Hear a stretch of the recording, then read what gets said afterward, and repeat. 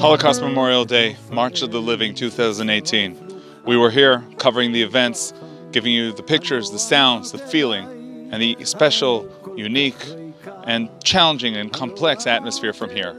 And now, let's hear from the Holocaust survivors, the important people who are here every year, accompanying, guiding, telling their stories, and expressing the special spirit that brought them through this terrible tragedy. Somebody had to do it. You understand?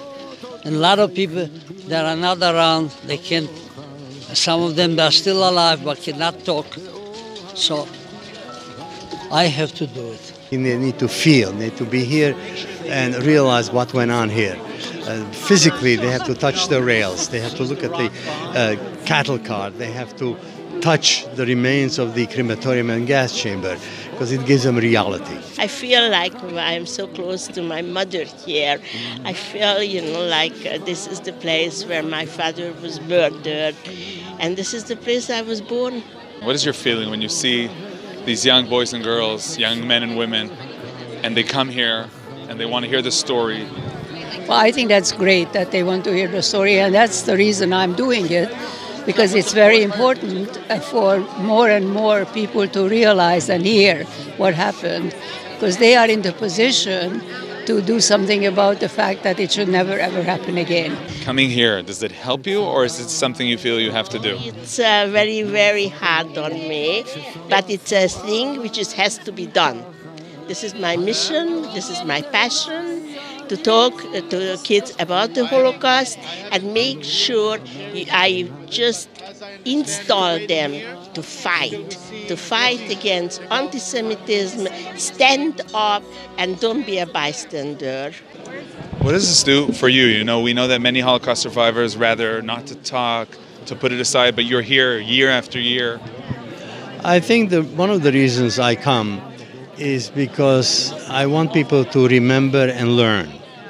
I call the steps, the Holocaust was not something that happened suddenly. It was a step-by-step process. I called our signposts and along the road to Auschwitz. And what we need to do is teach people about the signposts. Because when you begin to hear propaganda, hatred, particularly of the Jews, when you see missiles parading down the streets of Tehran saying destination Tel Aviv, you need to understand that's a real threat.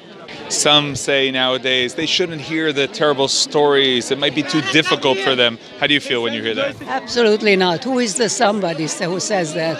That's no. First of all, you don't protect people by not letting them know what is going on. And absolutely, people should know what is going on. March of the Living this year is happening in wake of the Polish law, the controversy. How do you relate to that?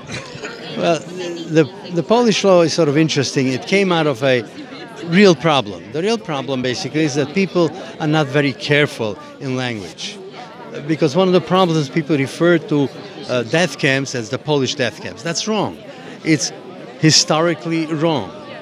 Having said that, one needs to understand there was a certain amount of collaboration between Poles and Germans on different levels. So while maybe the state of Poland is saying you're not allowed to mix between the attackers and the victims, you're saying some were so and some were so.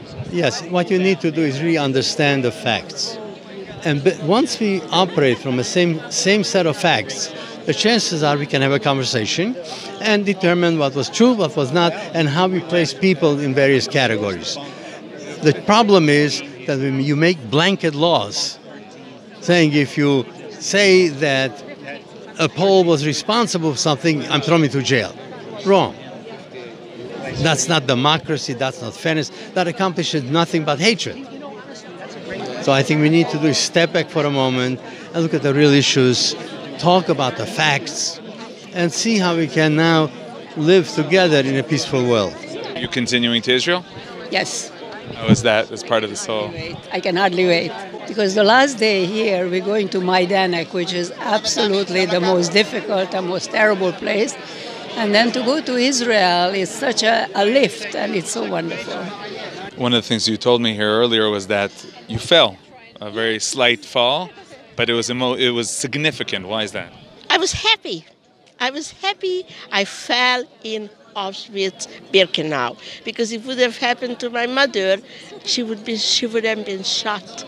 And I had just had to get up, and it was everything okay. You're saying that is like a reflex that you thought of right away. You thought of the fact that back then someone who fell would be shot. And when I was on the floor, this is what it was for me. Look at yourself. You can get up, and nobody is going to shot you.